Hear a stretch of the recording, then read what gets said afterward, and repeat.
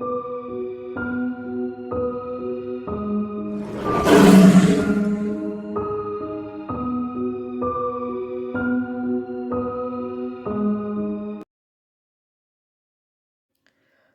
are perhaps as many different types of ghosts, ghouls, and monsters as there are animals in the world.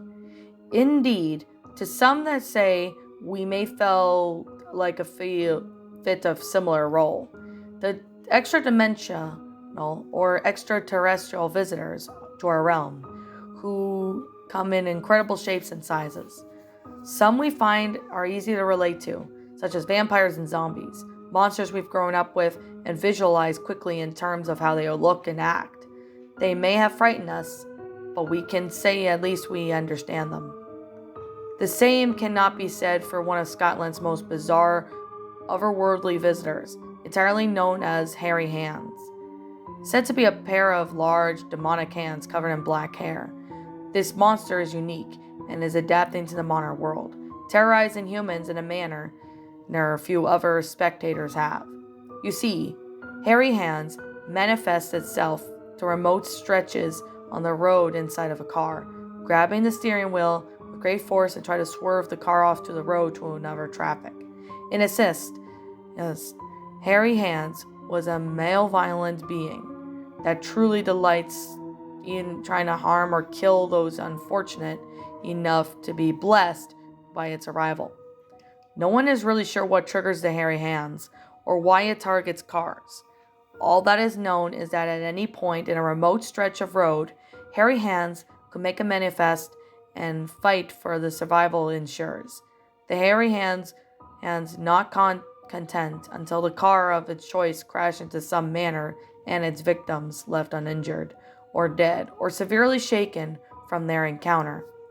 Although most believe Hairy Hands to be a ghost of some sort of description or negative energy that has somehow taken a limited life of its own, others who took deeper in this persisting folklore can see similarities to the Hairy Hands and the tales of the will o' the wisps, goblins, and redcaps, various creatures that plagued travelers in lonely places.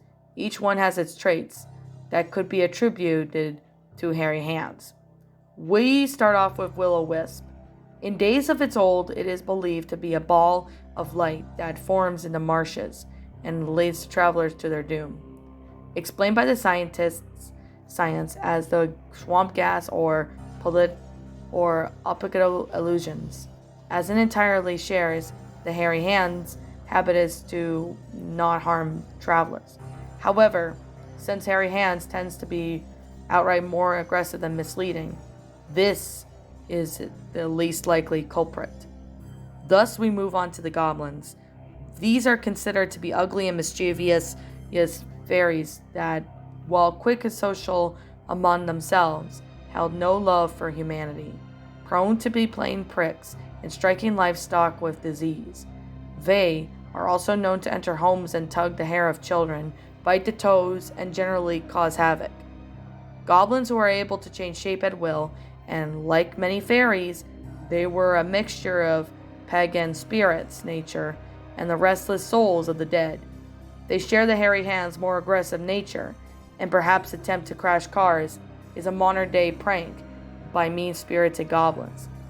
The final possibility for the culprit is found in the local lore could be redcaps.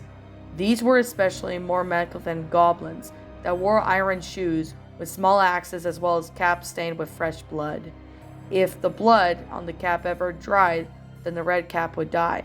Thus, they would continually murder whoever strayed near the ruins or sites of battle, dipping their caps in the blood of their victims. The hairy hands is also seemingly be a mysterious, murderous creature.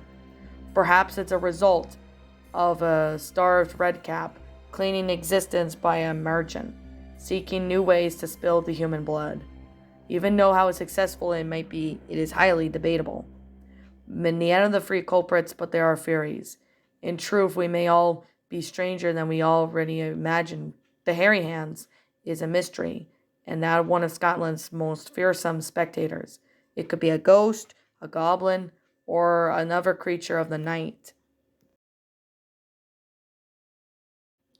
Well, my pretties, that was Hairy Hands, a creepypasta. My final thoughts on the story. I could definitely say that this one's actually a pretty interesting creepypasta involving someone with mysterious hairy hands.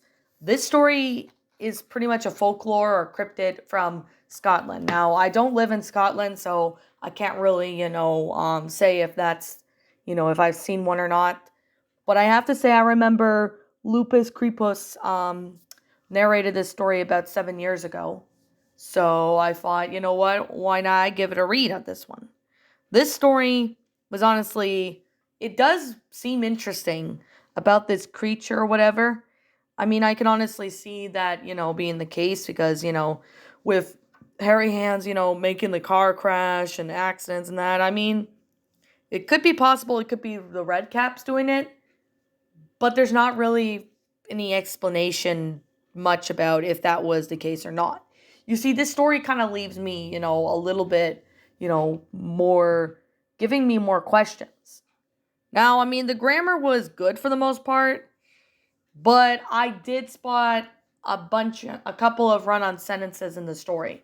I mean, that's the reason why I was stuttering a bit, was because there were a couple of run on sentences. I believe there was a couple of grammatical errors in the story. So that made the story a little bit difficult for me to read.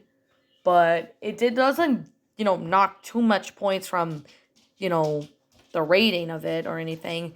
I just, could give a suggestion to the author to maybe use Google Docs and maybe fix the grammatical errors. I mean, there was not really too many of them, but there was a few of them. And there were a couple of times in this story that there should have been places where there should have been commas, and there was a few places that should have been periods too. So the story was a little hard to read at some parts. So the punctuation does need to be fixed up a little bit. Well, it does need to be fixed up, you know, most of the story. But I mean, it's not terrible or anything. I mean, well, I can say, I would suggest putting that through Google Docs. That could actually really help out with the story a lot more. That might be, why the story, I don't know where this was written. I believe this might have been written maybe on a Word document or something, or maybe just on a notepad. I don't really know, to be honest.